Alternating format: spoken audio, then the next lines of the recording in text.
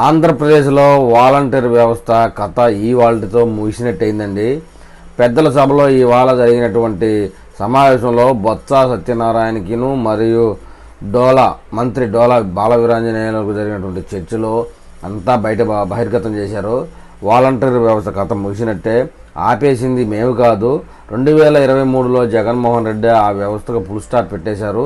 కేవలం రాజకీయంగా వాలంటీర్ వ్యవస్థతో ఇప్పుడున్నటువంటి కూటమి ప్రభుత్వానికి అనేక సమస్యలు కల్పించాలన్న ఉద్దేశంతోనే మీరు ఆ వ్యవస్థని 2023 సెప్టెంబర్లో ఆపేశారంటూ చెప్పుకొచ్చారు. ఇక అసలు విషయంలోకి వెళ్తే, ఆంధ్రప్రదేశ్లో వాలంటీర్ల వ్యవస్థ ఉనికిపై ప్రభుత్వం కీలక ప్రకటన చేసింది. అసలు ఆ వ్యవస్థ ఉనికిలో లేదని తేల్చి చెప్పింది. 2023 సెప్టెంబర్లో రెన్యువల్ చేయాల్సి ఉన్నప్పుడు అప్పటి జగన్మోహన్ రెడ్డి ప్రభుత్వం పట్టించుకోలేదని చెప్పారు. జగన్ ప్రభుత్వమే ఆ వ్యవస్థను నాశనం చేసిందని మంత్రి డోలా బాల వీరాంజనేయులు చెప్పుకొచ్చారండి. శాసన మండలిలో వాలంటీర్ల వ్యవస్థపై తీవ్ర చర్చ జరిగింది. మండలిలో ప్రతిపక్ష నేత బొత్స, అధికార పక్షాల మధ్య వాదోపవాదాలు జరిగాయి. మంత్రి వీరాంజనేయులు స్వామి, మాజీ మంత్రి, మండలిలో ప్రతిపక్ష నేత బొత్స సత్యనారాయణ మధ్య హీట్ డిస్కషన్ నడిచింది. వాలంటీర్ల వ్యవస్థ, వారికి ఇవ్వాల్సిన జీతాలపై వైసీపీ సభ్యుల ప్రశ్నలు అడిగారు. ఈ వ్యవస్థ వైసీపీ ప్రభుత్వం జీవో 5 ద్వారా తీసుకువచ్చిందని మంత్రి వివరించారు. 2023 సెప్టెంబర్ అసలు జీవోనే ఇష్యూ చేయలేదని తెలిపారు. అప్పటి వరకు ప్రతి ఏటా రెన్యువల్ చేస్తూ వచ్చిన ప్రభుత్వం 2023లో మాత్రం రెన్యువల్ చేయలేదని వివరించారు.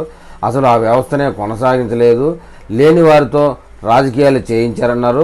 లేని వాళ్ళను చూపించి ఎన్నికల కోడ్ పేరుతో డ్రామాలు ఆడారన్నారు. రెన్యువల్ చేసి జీతాల పెంపును అమలు చేద్దామని చూస్తే అసలు విషయం వెలుగులోకి వచ్చిందన్నారు. ఇప్పుడు సాంకేతిక కారణాలతో వారిని కొనసాగించలేని పరిస్థితి ఏర్పడిందన్నారు. వారు ఉద్యోగాల్లో లేకపోయినప్పటికీ మే నెల జీతాలు ప్రభుత్వ ఖజానా నుంచి ఇచ్చారని తెలిపారు. బొత్స సత్యనారాయణ